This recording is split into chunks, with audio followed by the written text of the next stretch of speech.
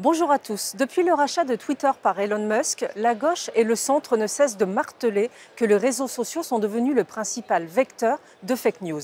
Mais posons-nous la question, qui désinforme réellement ? Dans bien des cas, ce sont précisément les réseaux sociaux qui permettent de rétablir des vérités. Ils offrent un contre-pouvoir face à une presse quelquefois partisane qui peut pratiquer non seulement la désinformation par mensonge, mais aussi la désinformation par omission. Prenons quelques exemples concrets. En premier lieu, Cologne, le 31 décembre 2015.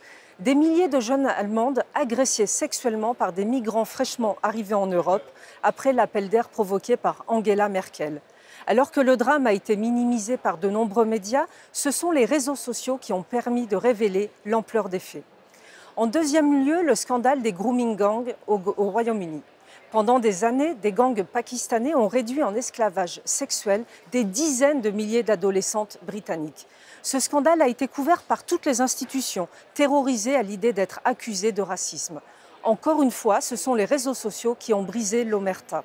Quant aux fameuses fake news que les réseaux sociaux véhiculeraient, là encore, la réalité est bien différente. Oui, la désinformation existe, mais contrairement aux médias traditionnels, les plateformes comme X ont mis en place des outils efficaces pour la contrer, notamment les notes de la communauté.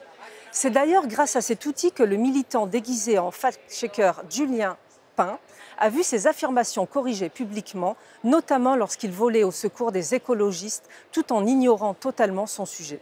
Les réseaux sociaux jouent également un rôle essentiel dans le contrôle déontologique des médias.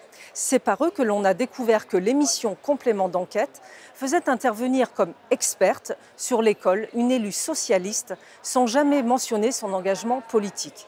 Voici quelques exemples parmi des milliers de cas.